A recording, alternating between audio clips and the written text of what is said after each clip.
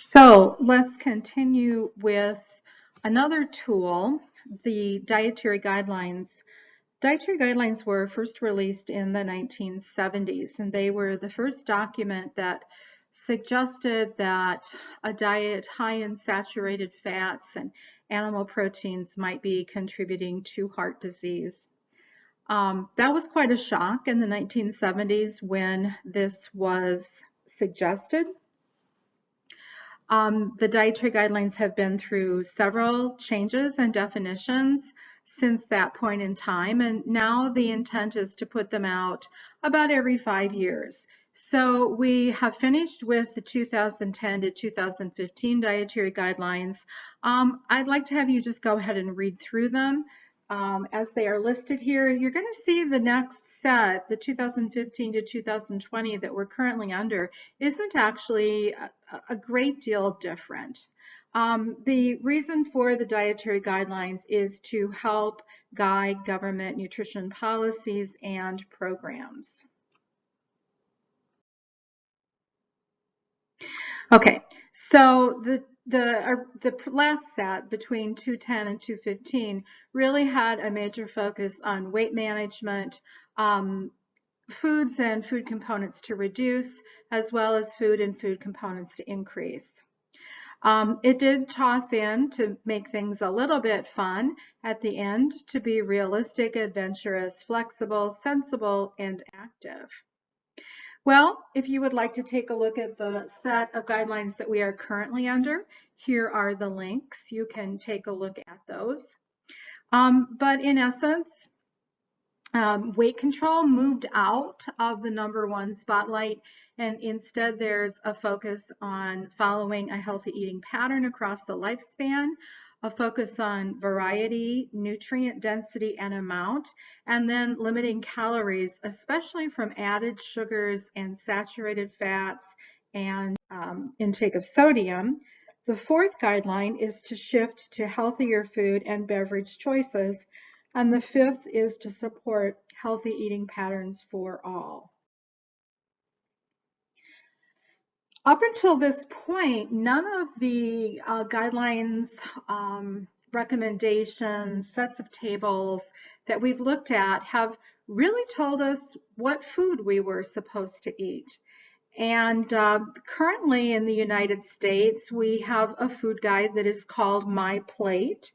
You can see the diagram of My Plate right here. Certainly one of its major emphases is that fruits and vegetables should be more than half of our intake. My Plate is consistent with the dietary guidelines.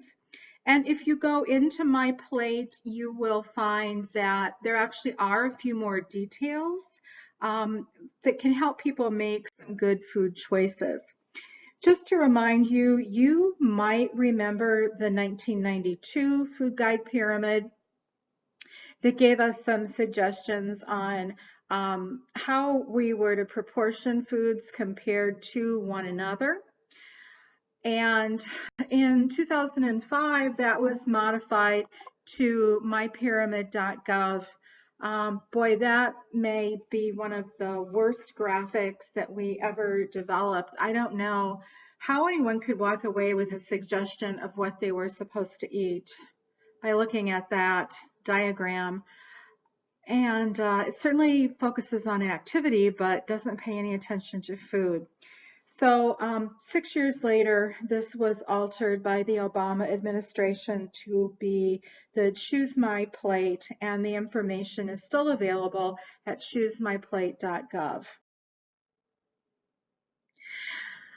I do want to point out that the daily food plan is still on the website, but many of the higher end features like the Super Tracker program and the Foodopedia have disappeared. The government has taken these down, and so they're no longer available. Most nutritionists aren't very happy with that decision.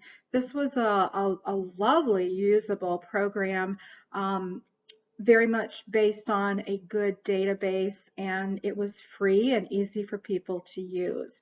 So that is no longer available. In my plate, we get the message that there is no magic food, but rather a combination of foods that comes together. Variety is definitely an important part of my plate. And if we read the messages that are found on the website, we know that we also have to consider our calorie intake. I do want to point out that Canada just released a new food guide. And here's the link if you would like to take a look at it. I'm actually pretty impressed with this food guide. That's just my opinion. But if you take a look, what's happened is that dairy products no longer have their own category. And if I read more into this, the dairy products have just been inserted with other protein-rich foods. And at this point, water becomes the drink of choice, and we're encouraged to drink as much water as possible. So there's a lot of reasons that Canada probably made that particular switch, but we certainly still see the concept of half or more of our intake coming from fruits and vegetables, and that we select whole grain foods. If we go a little deeper into my plate and we look up the online information, we'll see that we will be guided to select a calorie level. And for our sake, let's just pick the 2,000 calorie a day level. That is the calorie level that the food labels use. So if you are consuming or need 2,000 calories a day, it recommends that you have 6 ounces of grain products, 2.5 cups of vegetables, 2 cups of fruit, 2.5 to 3 cups of dairy, 5.5 ounces of protein foods, 6 teaspoons of oil, and it gives you then 260 calories that you can kind of play around with. You could certainly pick 260 more calories of nutrient-dense food, but if you're feeling the need for a little chocolate or something that's going to help you with appetites that you are having, well, you have 260 calories that you can play around with. Just to give you a rough sense, let's look at the 19 to 30-year-old female.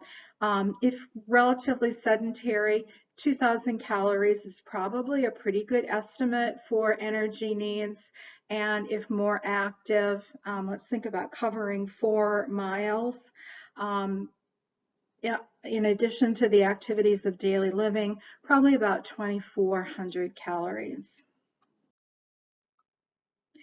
I think this is an important slide in the fact that it talks about the food groups that are related to my plate, and it reminds us that we are supposed to consume these food groups because they are known for providing us with particular nutrients. Now, sometimes there's an overlap.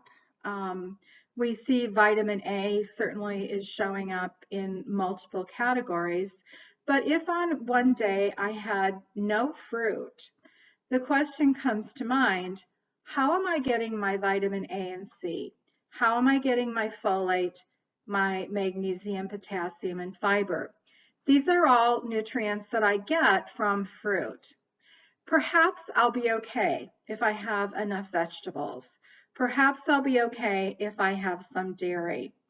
But if a particular food group is completely missing, it does make us stop and wonder, are enough of these particular nutrients being obtained in the diet?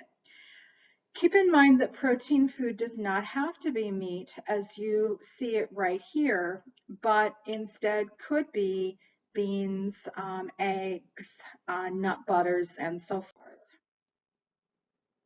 Okay, take a little time with this diagram. It will tell you what is considered the amount, and then if you've determined you need 6 grains, well, you need the amount that is equivalent to 1 ounce. 1 ounce is equal to 1 slice of bread. So spend a little bit of time and get familiar with these kind of standard amount serving sizes. And finally, we'll close with 2 content review questions for you to ponder. Can you provide me an example of a low energy dense food and a high energy dense food? And then what is the difference between the document Healthy People 2020, that was back in chapter 1, and the Dietary Guidelines for Americans 2010 to 2015? Okay, thanks for listening, and I will be seeing you in class soon.